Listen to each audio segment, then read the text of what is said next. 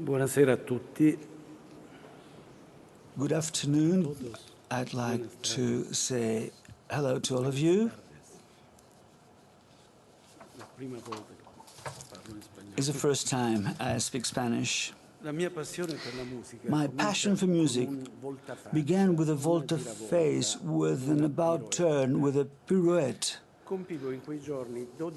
I was 12 years of age when I decided to embark on the solitary path of the various artistic skills. I was attracted to the one that seemed to me the hardest to acquire.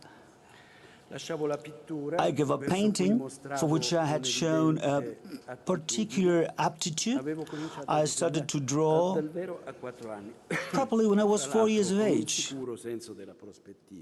Well, I had a good sense of perspective as a painter, and in many biographies that is presented in quite an approximative way. So I think it's good to talk about it.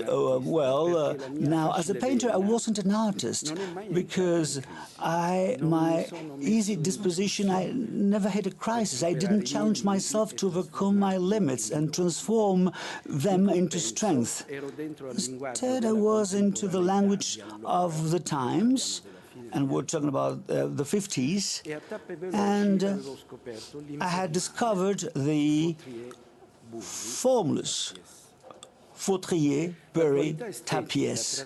The aesthetics of a period transferred in block into music led me in the space of a few months to adopt Boulez and Stockhausen as models. This had important consequences because school books didn't have any impact on me. I had studied with different professors, but I had started composing at that time, and many people are astonished when I tell them that I am self-taught. While at the same time, it amazes me. Well, I think that we have to learn, and serve learning. So I was studying, I keep on studying, I still learn from this, and I'd like to say this, that a painter, the maestro, and in the painting there is that little phrase which says, I am still learning, and I am still learning the tradition. And drawing directly from musical works. In our schematic work, I haven't been criticized because distinguishing between old and modern music doesn't make sense to me. I admit that the experience of drawing when I was a child, necessary, that might help me somewhat in the flow charts I need to construct my pieces. I've always used them, and I believe this to have a method for devising a modern form in which time is multiple and discontinuous, in an ugly juxtaposition of words that is now in common parlance. It is the post-Einsteinian time. Perhaps I'm going to disappoint lots of people now, but I want to speak honestly from my heart. My strong inclination towards timbre, which is characteristic of my music, does not come from my distant past as a painter, but from a mindset oriented towards chemistry and towards a certain logical rigor. Well, like a mathematician in geometry. I'm not a scientist, but I have as an artist noticed some shifts in thinking. For instance, I've been writing fractal compositions since 1968, and I wouldn't have been able to use the term fractal. Mandelbrot's fractal objects came out in French in 1975 and in Italian in 1987. But the notion of self-similarity was familiar to me through observations of nature and certain Oriental works of art. From Tibetan art. My music consciously seeks to appeal to people, to be communicative, and I have started as a composer in my world of music, and this starts from the body, it doesn't reside in subjectivity. The emotions of the composer or in objectivity, relationships that are internal to the writing. It is, therefore, neither subjective nor objective. If anything, it is at the core.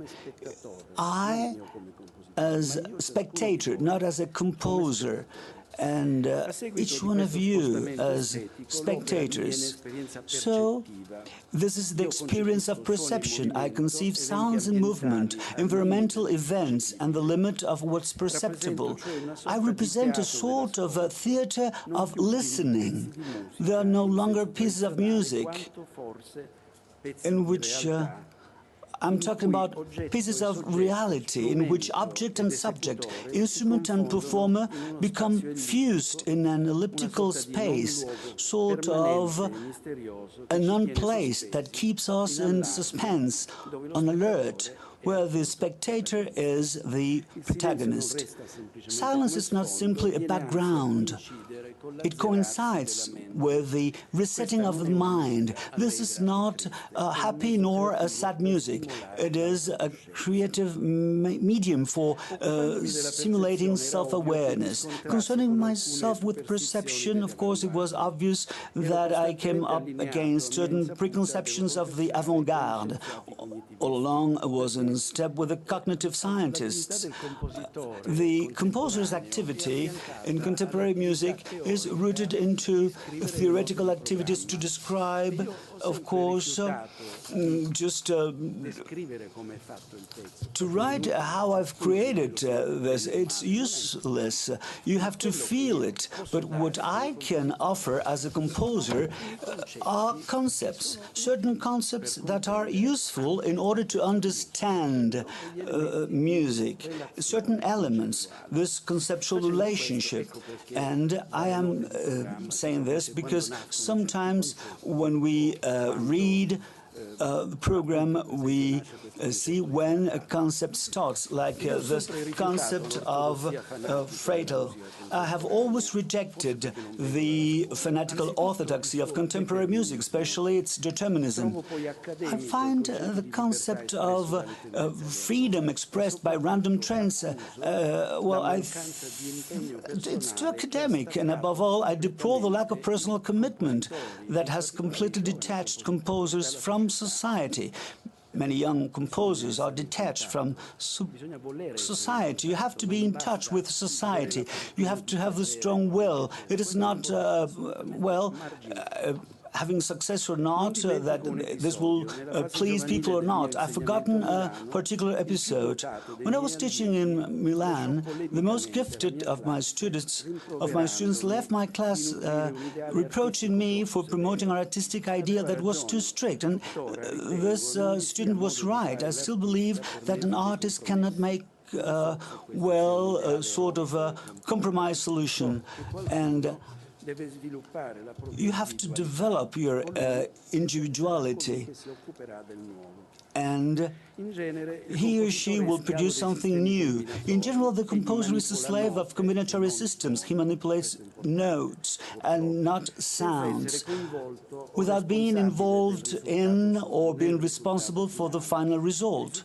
The final result, however, is my starting point. I think in sound images, in sound universes. Then I define the details and I complete them. I'm truly convinced that determinism leads to a progressive, inevitable dulling of the imagination. My opinions have rewarded me with the reputation of being a heretic, which is pretty much merited.